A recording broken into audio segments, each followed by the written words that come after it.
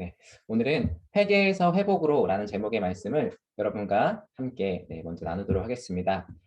ESG라는 개념, 우리 저번 주에 우리 손지현 전사님 통해서 우리가 왜 이 사순절 기간 ESG라는 이 정신에 주목해야 하는지 아마 이야기 같이 나누었을 텐데요. 오늘은 특별히 ESG에서 그 environment의 그 두 번째 이야기를 여러분들과 함께 좀 나누려고 합니다. 먼저 말씀을 나누기 전에 영상 하나 함께 보고 이어서 말씀 전하도록 하겠습니다. 네, 아마 지금 우리가 마주한 기후의 상황, 생태 시스템, 자연 환경에 대한 여러 가지 이야기들이 이 영상에 담아내지 못한 더 많은 이야기들이 많을 줄 알고 또 여러분들도 여러 매체들과 수업과 또 기사들을 통해서 아마 마주했을 거예요. 하나같이 다 말하는 게 무엇입니까? 앞서 영상에도 나왔지만 IPCC라고 하는 기후 변화에 대한 그 정부 간의 협의체라고 하는 그곳에서 보고서를 발표했는데 이 지표면의 온도 상승, 이 지구의 지표면의 온도 상승은 곧 기후 위기의 임계점에 오게 된다. 그리고 그 임계점을 넘는 순간 이제는 더 이상 우리 인류가 할 수 있는 건 없다. 곧 지구는 멸망으로 가게 될 거다라는 되게 충격적인 보고서를 발표하게 됐어요. 이거 단순히 그냥 이런 전문가들의 이야기일까요? 더 이코노미스트라고 하는 되게 유명한 경제지가 있는데요. 이 경제지에서도 그 첫 번째 페이지를 이렇게 장식했어요. 네, 기후의 이슈를 이야기하고 있는데 1850년도부터 시작해서 2000년에 이르기까지 어떻게 우리가 살아가는 지구의 온도가 변화했는지를 색깔로 표현했는데 보이십니까? 오른쪽에 보면 지구의 이 온도의 변화와 더 나아가 탄소의 배출량이 어떻게 변화했는지를 나타내고 있어요. 특별히 산업화 이후에 인류가 배출했던 이 탄소 배출량이 어마어마하고 각 지역별로 어떤 나라들이 제일 많이 배출하고 있는지 또한 그 보고서 안에 기록되어져 있습니다. 네, 확실히 보이죠? 이 산업혁명 이후 그리고 우리가 마주한 21세기 이 시대에 우리가 얼마나 많은 탄소를 배출하며 이 지구가 뜨거워질 수밖에 없는지를 이야기하고 있습니다. 또 비영리 기후단체인 기후중심이라는 곳에서 또 충격적인 데이터를 내놨는데요. 지금 현재 인류의 온도가 1점 반올림에서 한 5도 정도 됐다고 해요. 100년 사이에 1.5도 정도의 온도가 상승했는데 앞으로 1.5도가 더 올라서 3도 정도가 지구의 온도가 평균 온도가 올라간다고 했을 경우에 우리가 살아가는 세상은 어떻게 변화할까를 예측한 사진입니다. 영국 런던에 있는 버킹엄궁 혹시 가본 사람 있습니까? 네, 버킹엄궁이 이렇게 바닷물로 잠기게 된다는 거예요. 이 단순히 영국만의 문제가 아니에요. 캘리포니아에 있는 산타모니카 해변, 네, 엄청 유명한 해변이죠. 목사님은 한 번도 가본 적이 없는데 앞으로 3도가 오를 경우에는 이곳이 물에 잠겨서 사라진다라는 거예요. 그리고 더 충격적인 사실은 약 5억만 명의 사람들이 살아갈 터전을 잃어버린다라는 충격적인 이야기를 나눕니다. 그런데 여러분 한번 생각해 봅시다. 이렇게 발생하고 있는 기후의 위기 문제들이 진짜 어떡하지? 이거 어떻게 해야 되지? 지금이라도 뭘 해야 되는데 이렇게 여러분 와닿습니까? 아니면 뭔가 먼 나라 이야기처럼 들리십니까? 네, 어떠세요? 아마 지금도 저 터키에 일어난 대형 산불이라던가 유럽에서 있었던 정말 기록적인 폭우, 또 미국에서 있는 이런 폭염과 기후 변화로 인한 여러 가지의 전 세계의 자연 재해들이 지금 이 순간에도 계속 되어지고 있는데 아마 이 남양주 다산동 지역에 살아가는 우리들은 어쩌면 그런 기후의 변화를 캐치하지 못하고 지구가 아파하고 있다는 이 신음하는 음성을 우리가 살아가는 살레자에서는 잘 못 느낄 수도 있을 것 같습니다. 그런데 사실 이 기후의 위기는요, 조금 더 생각해 보면요, 지금 우리가 경험하고 있는 이 팬데믹 바이러스와도 이 코로나 바이러스와도 연결되어져 있다라는 거예요. 얼마 전 우리 최고 기록 찍었죠. 62만 명이라는 정말 기록적인 숫자를 찍었는데 우리나라만의 문제입니까? 전 세계가 이 코로나 바이러스로 인해서 신음하고 있지요. 그런데 얼마 전 이 영국의 캠브리지 대학이랑 미국의 그 하와이 대학의 공동 국제 연구팀이 이 감염병에 대한 경로를 연구하기 시작했습니다. 그리고 보고서를 냈는데 그 보고서의 내용이 바로 이런 내용이었어요. 우리가 경험하는 이 감염병이 무에서 유를 창조하는 게 아니었다라는 거예요. 그냥 우연히 아무것도 없는 상태에서 생겨난 게 아니라 이것은 곧 생태계의 파괴와 연결이 되어져 있고 이 생태계의 파괴는 기후의 변화와 연결되어 있고 이 기후의 변화는 곧 인간 사회, 특별히 우리가 살아가는 세상의 이 산업화와 이 환경의 오염으로 인해서 발생된 거라 결국에는 나로 우리가 잘못한 이 우리의 탐욕과 욕심이 불러낸 이 행동이 부메랑처럼 돌아 우리 인류를 위협하는 이 감염병 위협으로 다가왔다라는 거예요. 되게 재미있는 부분 한 부분이 있어서 일부분을 함께 여러분과 나눕니다.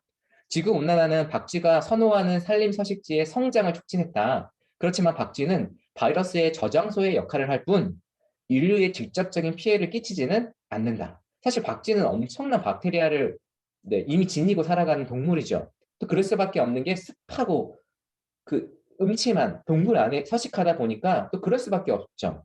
이미 수천 년 동안 그래 왔어요, 박쥐는. 그런데 전문가들이 지적하는 게 단순히 그래서 박쥐 때문에 코로나가 시작됐다? 이게 아니라는 거예요. 문제는 서식지가 파괴되고 먹이가 없어져서 사람이 사는 영역까지 침범해 들어와 경작지나 과수원의 곤충, 과일을 먹게 되면서 인간과의 접촉이 늘어났다는 점이 주목하여 볼 점이다라는 이야기를 우리에게 하고 있는 거예요.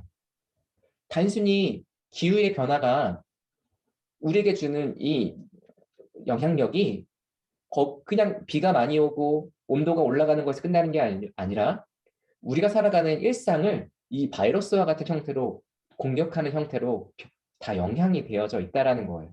그래서 여러분들 결국에는 우리는 생태죠. 다 연결되어 있어요. 생태계는. 그런데 그 지점에서 우리가 잘못한 인류의 과오가 하나님이 우리에게 허락한 자연을 이렇게 망가뜨렸다라는 거예요. 그래서 세상이 변화하고 있어요.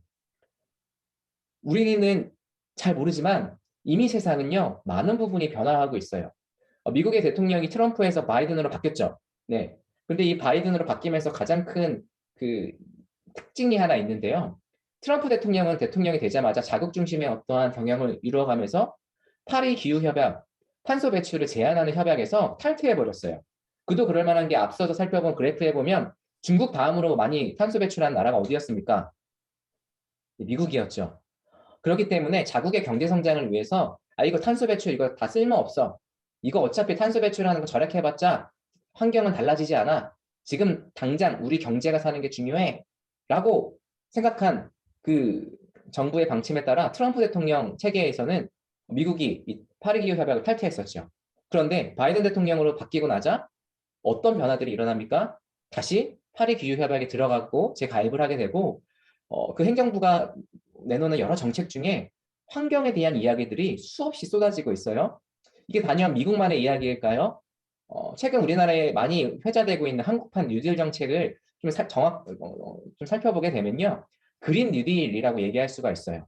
이런 단순한 경제 개발, 경제 성장이 아니라 자연과 함께하는 경제 성장이라는 건데 여기서의 핵심은 재생에너지에 대한 이야기예요. 그래서 어떻게 하면 태양광 에너지, 이 자연 에너지를 우리가 ESS라고 하는 에너지 스토리지 시스템이라고 하는 에너지를 저장해서 리백, 이 우리가 마주하는 이 에너지들을 100% 재활용하면서 탄소 배출을 최대한 낮출 것인가 이미 전 세계 여러 나라들은 이것을 고민하고 있어요. 이게 단순히 나라만의 이야기일까요? 기업들도 변화하고 있죠. 점점 그 기업들이 예전에는 이윤 추구가 제1 원칙이었죠. 돈을 많이 벌면 that's okay였어요. 그런데 아무리 돈을 많이 번다 한들 그 기업으로 인해서 바다가 오염되고 대기가 오염되므로 환경이 오염되는 거? 여기에 대한 경각심을 시대가 던져주고 있는 거예요. 그래서 이제는 친환경 제품으로 100% 전환한다. 라는 기업의 미래 생존 전략을 이야기하기 시작했고요. 탄소를 배출하는 공장 같은 개념을 이제는 좀 더 친환경적 소재로 변화한다라는 수많은 정책들을 발표하고 있습니다. 그럼 국가와 기업은 이런 것들을 하고 있는데 우리가 해야 할 역할들은 뭘까요? 목사님이 생각하기엔 딱 두 가지 정도로 한번 요약해 볼 수 있을 것 같아요. 행동하는 소비자와 행동하는 운동가. 기업은 소비자에 의하여서 좌지우지 될 수 있어요. 흔히 이런 얘기 들어봤죠? 고객이 왕이다. 들어봤습니까? 고객의 니드를 잘 읽지 못하면 그 회사는 생존할 수 없다는 거예요. 그래서 항상 기업들은 마케팅을 할 때 타겟팅, 고객들의 니즈, 필요와 이 고객들이 어떤 대상인지를 분석하고 연구하는 것을 굉장히 중요하게 생각해요. 그런데 만약에 그 고객이요, 깨어있고 생각이 있는 행동하는 소비자라면 흔히 요즘에 돈줄 낸다 하잖아요. 정말 환경을 파괴시키고 정말 퇴폐적인 기업 문화로 정말 그 안에 그 투명한 기업 경영이 일어나지 않고 오히려 사회 안의 불평등을 조장하는 기업이라면 이젠 소비자들이 그런 기업을 선택하지 않는다는 거예요. 돈줄 낸다는 거죠. 이런 소비자가 많아진다면 기업은 어떻게 될까요? 네, 어쩔 수 없이 이런 시대의 흐름에 맞춰서 친환경적인 기업으로 변화하고 또 친사회적이고 또 친투명한 경영의 모습으로 바뀔 수가 있겠죠. 그게 우리가 할 수 있는 역할입니다. 또 하나는 행동하는 운동가예요. 단순히 머리로서만 아는 것을 떠나 우리가 구체적인 운동과 무브먼트와 액션으로 행할 때 국가와 기업과 개인이 이렇게 움직일 때 우리 하나님이 우리에게 맡겨주신 이 환경들을 이루어 나갈 수가 있습니다. 나부터 시작하고 또 여러분이 어느새 기업의 하나의 직원으로 또 나중에 나아가게 될 거잖아요. 또 국가의 어떤 정책들을 결정하는 자리에 아마 이 중에 우리 지적사원 친구들 중에 다 그런 자리에 또 가게 될 것이죠. 그랬을 때 우리가 국가적 차원으로 또 기업적 차원으로 또 개인적으로 이렇게 내가 지금 할 수 있는 것들을 실천해야 된다는 거. 요즘 그 제로 웨이스트라고 하는 쓰레기 제로 운동이 막 우리 안에 일어나고 있어요. 텀블러를 이용하는 것, 물티슈, 엄청난 사회적인 이 처리 비용이 드니까 물티슈 대신 그냥 소수건을 사용하는 것. 그리고 가급적이면 물을 마실 때 일회용보다는 이런 컵을 사용해서 물을 먹는 것. 내가 할 수 있는 작은 활동을 통해서 자연을 보호할 수 있는 부분으로 나아가요. 왜요? 이렇게 생태계가 파괴되고 기후 위기가 시작되고 감염병이 시작됐다는 거, 그건 우리로 인해서 시작된 거라는 거예요. 이제 오늘 본문 말씀으로 돌아옵니다. 아, 왜 목사님은 예배 시간에 이렇게 사회운동 같은 이런 얘기들 하나 아마 의아해하는 친구들이 있을 거예요. 그런데 참된 그리스도인의 삶이란 그저 교회에 나와 기도만 하고 말씀만 읽는 거에서 여러분 완성되지 않습니다. 오늘 특별히 예수님께서 우리에게 하신 이 말씀을 통해 우리가 이 시대에 깨달아야 하는 말씀이 무엇인지 생각해 보길 원해요. 오늘 마가복음 1장의 말씀에서는 예수님이 우리를 위해 이 땅에 오셔서 저 십자가의 길로 걸어가시는 그 첫 번째 걸음에서 수많은 사람들을 향해 하나님 나라, 이 복음의 자리로 초청하십니다. 초대하세요. 그런데 이 초대권에는 특별한 행동이 있어야 합니다. 이 행동을 해야지만 이 하나님의 복음, 이 초대에 우리가 참여할 수가 있어요. 그게 무엇이에요? 바로 회개하는 것이에요. 회개. 회개하는 것이 우리에게 필요하다는 거예요. 무엇에 대한 회개일까요? 목사님은 이 사순절 기간마다 생각나는 게 개인적인 차원에서의 회개를 많이 생각합니다. 하나님보다 더 사랑했던 것들, 하나님께 기도 많이 못했던 거, 하나님의 말씀을 정말 내가 잘 못 읽었던 거 막 회개하면서 풍선에다가 막 죄도 써보고 막 종이에다가 죄도 써서 막 불태우기도 하고 하는 이런 퍼포먼스를 통해 사순절을 보냈던 것 같아요. 근데 우리가 2022년을 살아가는 지금 현재 사순절을 보내며 이 ESG, 특별히 이 환경이라는 부분에서 예수 그리스도의 말씀을 다시 한번 생각해 봤으면 좋겠습니다. 특별히 우리가 하나님이 우리에게 주신 복이 창세기 1장에 기록되어져 있어요. 이 복의 대명사를 할 수 있는 사람 한 명을 뽑으라면 누가 있을까요? 아브라함이 있겠죠? 복의 근원. 이 그가 있는 곳에서 하나님의 복을 흘려보낸 복의 통로였던 사람 아브라함처럼 우리 모두도 하나님의 복의 근원으로 부르셨어요. 하나님이 그들에게 우리 인간들 모두에게 복을 주셨어요. 그리고 우리들에게 말씀하셨어요. 무슨 약속이에요? 무슨 명령이에요? 생육하고 번성하여 땅에 충만하라, 땅에 정복하라. 움직이는 모든 생물을 다스리라 말씀하셨어요. 이것이 하나님 우리에게 주신 복의 아주 중요한 요소였어요. 그런데 우리 인류 역사는요, 이 말씀을 오해하고 잘못 생각했어요. 목사님이 장신대 신대원을 다닐 때 구약 교수님이었던 목사님을 통해 이런 얘기를 들었어요. 정복하고 다스리라는 이 창세기의 말씀을 우리 인류가 잘못 해석했습니다. 사실 이것은 농사를 하는 농부의 이 경작의 표현에 의하여서 번역되었어야 되는데 우리 인류가 이것을 착취의 도구로 사용했습니다. 그래서 산업화 이후에 우리 인류는 우리 청지기로서 하나님이 우리에게 맡겨주신 이 만물들을 정복하고 다스리는 경작하고 가꾸어가는 자리에서 오히려 파괴하고 더 많은 수익을 위해서 정말 그 땅의 작은 씨앗까지도 다 끄집어내는 것들로 땅을 아프게 했습니다. 라고 말씀하시더라고요. 여러분, 이 경작이라는 단어를 꼭 기억하십시오. 하나님이 우리에게 맡겨주신 자연, 이 자연을 보호하고 다스리는 것이 우리의 그리스도인다운 삶의 모습입니다. 그렇죠? 그런데 여러분, 인류의 역사를 한번 보십시오. 산업화 이후에 산업화 이후에 우리 인류 역사, 어떤 것들이 제일 먼저 있었죠? 네, 자본주의가 시작됐어요. 산업화, 특별히 이 자본주의가 시작된 나라들을 보니까 개신교, 특별히 프로테스탄트라는 당시에 좀 이렇게 타락했던 천주교, 카톨릭에 대항해서 나왔던 개신교의 국가들을 중심으로 프로테스탄트라고 하는 개신교회가 세워졌고, 그 교회를 중심으로 자본주의라고 하는 유형의 시대가 열렸고, 이 자본주의를 받아들인 나라를 중심으로 산업화가 시작됐어요. 그리고 참 아이러니하게도 이 자본주의를 받아들였던 국가들 중심으로 엄청난 부의 성장, 경제의 성장을 이뤄냈죠. 그 나라들에는 수많은 공장들이 세워졌고요. 그 공장들이 생산해내는 생산품으로 그 나라는 부유해졌어요. 그렇죠? 그런데 한번 생각해 보십시오. 이러한 경제의 성장이 과연 우리 인류에게 어떤 영향을 주었습니까? 앞서 살펴본 그래프처럼 어쩌면 인류의 경제 성장은 인류를 파괴시키는 아프게 하는 이 탄소 배출로 인해서 오히려 더 하나님이 기뻐하시는 믿음의 자리에서 우리로 하여금 벗어나게 하진 않았습니까?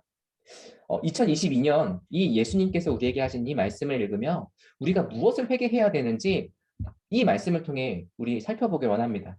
사순절은 회개랑 연결되어 있어요. 이 회개가 없는 사순절은 어쩌면 우리 안에 사순절의 정말 가장 중요한 가치를 놓쳐버리게 할 수 있습니다. 그러면 우리가 무엇을 회개해야 합니까? 여러분, 회개의 사전적인 의미는 잘못을 뉘우치는 거예요. 그렇죠? 회개는 내 머리로 알고 내가 잘못했네, 미안 하고 끝나는 게 아니라 구체적으로 내 행동에 변화하는 거예요. 근데 오늘 예수님께서 말씀하신 회개하고 복음을 믿어라 라고 말씀하신 이 말씀의 이 단어는요.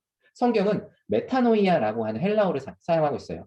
이 메타와 그 누스라고 하는 흔히 여러분들 메타버스 요즘 많이 이야기하죠. 네, 메타버스. 네. 그 메타의 이 메타가 이 마음을 뜻하는 이 헬라어 단어인데요. 이 성경에서 말하는 회개의 핵심은요. 마음과 정신, 좀 쉽게 말하면 마음의 변화, 마음과 영혼의 변화라고 말할 수 있어요. 이게 무엇을 뜻하냐면 삶의 습관을 전적으로 전환하는 회개와 참회를 뜻한다라는 거예요. 단순히 예수님께서 회개하라, 복음을 믿어라 라는 말씀은요.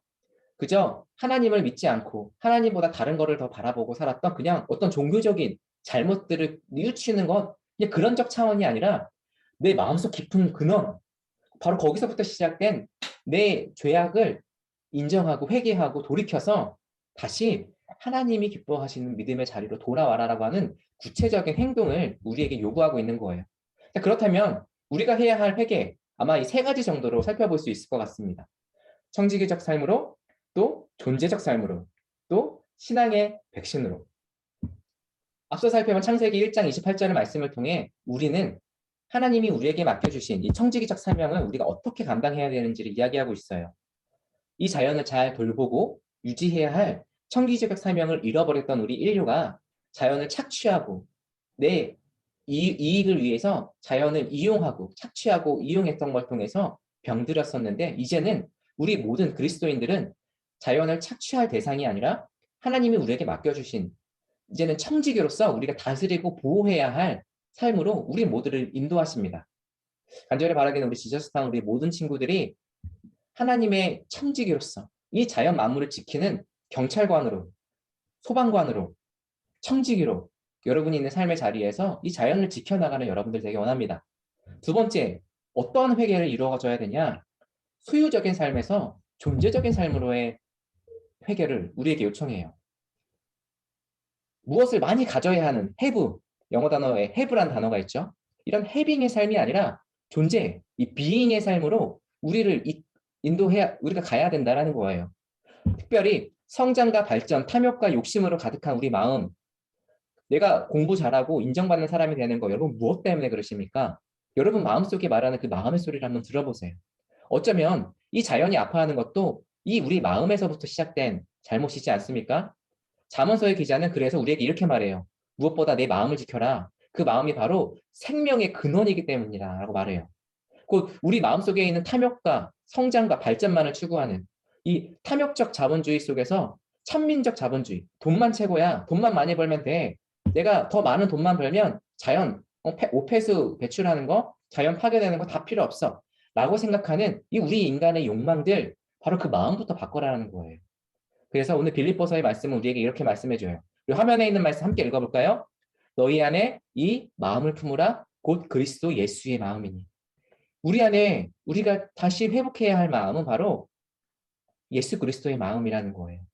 예수 그리스도의 제자, 하나님의 자녀로 살아가는 우리의 삶을 존재적으로 회복할 때 무엇인가를 많이 가지려 하고 소유하고 하려던 이전의 삶에서 이제 그리스도의 자녀로 살아가는 삶으로 우리가 변화될 때, 그 회개할 때 나도 회복되지만 이 자연도 회복된다는 거예요. 그리고 마지막으로 여러분과 나누고 싶은 회개의 자리는 신앙의 백신으로서의 회개 변화입니다. 최근에 목사님을 읽었던 코로나 사피엔스라는 책에서 최재천 교수님께서 이런 얘기를 하시더라고요. 역사상 전례 없는 인류의 자연 침범, 그리고 바이러스에게 역대 최고의 전성기를 제공하는 이 공장식의 축산과 인구 밀집, 지구의 온난화, 이 모든 것은 누가 만들어냈다는 거예요? 네, 인간, 바로 우리가 만들어냈다는 거예요. 이를 반성하고 고치는 것이 생태 백신이라는 겁니다. 코로나19의 사태 앞에서 지금까지의 삶의 자세를 성찰하고 자연과 공존하며 기후변화를 줄이기 위해 노력하는 것이 행동의 백신이래요. 그래서 최재천 교수님은 말해요. 생태 백신과 행동 백신 없이는 그 어떤 방역 체제, 아무리 뛰어난 K 방역이라도, 또 아무리 뛰어난 화학적 백신으로 우리가 주사를 맞고 백신을 맞는다 한들 이러한 감염병의 사태에서 우리를 보호할 수 있는 것은 없다라는 거예요. 물론 어느 정도는 되겠죠. 하지만 가장 최고의 백신은 생태적 백신, 행동적 백신이 우리에게 필요하다는 거예요. 자연을 돌아보고 이것을 고쳐나가는 생태적 변화, 또 내 지금까지의 삶을 성찰함으로 자연과 공존할 수 있는 방법이 무엇인지를 찾는 행동의 변화, 바로 그것이 지금 우리가 추구해야 할 백신이고, 또 그리스도인으로서 우리가 감당해야 될 신앙적 백신입니다. 이 ESG 정신을 말하면서 가장 중요한 가치는 사회적인 책임입니다. 여러분 들어봤습니까? 기업의 사회적 책임? 기업이 사회적인 책임을 다하지 못하면 이제 지속 가능한 경영, 이 인류 안에서 살아남을 수가 없다라는 거예요. 그런데 여러분 기업의 사회적 책임을 말할 때 이 C, SR의 C, 이 corporate라는 단어에 여러분 그 C를 크리스찬으로 한번 바꿔볼까요? 기독교인의 사회적인 책임 한번 생각해 봅시다. 여러분 그리스도인으로서 우리는 어떠한 사회적 책임을 가지고 살아갈 수가 있을까요? 특별히 우리 책임이란 단어, 이 영어 단어를 살펴보게 되면 반응할 수 있는 역량을 말해요. 리스폰스, 그러니까 반응할 수 있는 역량, 어빌리티를 말하고 있는 게 책임인데, 그리스도인으로서 특별히 하나님의 천지를, 이 생태를, 창조 세계를 청지기로 보호하고 파수꾼으로서 책임지고 살아가지 않고 있다면 정말 우리가 그리스도인으로서의 사명을 다하고 있다, 그 책임을 다하고 있다 말할 수 있겠습니까? 이 기후 위기의 시대 앞에, 하나님과 세상 앞에 빛과 소금으로 살아가는 모습이란 뭘까요? 기도 열심히 하고 말씀 열심히 읽고 그저 교회 안에 친구들과 친하게 지내면서 재미있게 노는 게 그리스도인의 사회적인 책임이 아니라는 거예요. 오늘 예수님께서는 우리에게 말씀하십니다. 회개하고 복음을 믿어라. 18세기에 존 웨슬리라고 하는 감리교의 창시자인 존 웨슬리 목사님이 돈의 사용이라는 설교에서 이렇게 우리에게 도전했어요. 우리는 생명을 희생해서 돈을 벌어서는 안 되며 우리의 건강을 희생해서 돈을 벌어서는 안 된다. 어쩌면 우리가 마주한 지금 이 아픔들, 이 기후의 위기 속에서 돈이 최고야, 돈만 잘 벌면 돼 라고 말하는 이 시대 속에서 어쩌면 예수님은 회개하고 돌아와라 말하는 것일지도 모르겠습니다. 우리의 마음의 자리부터 고쳐서, 그리고 한번 너희가 마주하고 있는, 내가 너희들을 위하여 허락한 이 만물을 너희들 한번 회복해 볼래? 정말 복의 근원으로 예수 그리스도 하나님의 복된 세상으로 한번 회복시켜 봐라. 우리에게 맡겨주신 건데 우리가 잘 못하고 있었죠. 간절히 바라기는 우리 지저스타운 우리 모든 친구들이 이러한 그리스도인으로서 세상을 살아가길 원합니다. 목사님이 아마 지금 여러분에게 이야기하는 게, 아유 그저 저거 아무리 저렇게 해봤자 환경 운동하는 사람들은 따로 있고 나는 못해. 여러분 이렇게 생각하는 친구들이 있을 거예요. 사실 목사님도 그랬거든요. 아, 자연보호 이거 난 못하는 거야. 야, 그거 하다가 내가 죽겠어. 막 이러면서 살아왔었는데 여러분 코로나19라는 기후위기가 우리에게 무엇을 말해주고 있습니까? 여러분 이 사진을 보면 중국에 있는 수많은 미세먼지와 이 대기 오염물이 불과 1월에서 2월로 넘어오니까 사라져 버렸어요. 이게 뭘 말해요?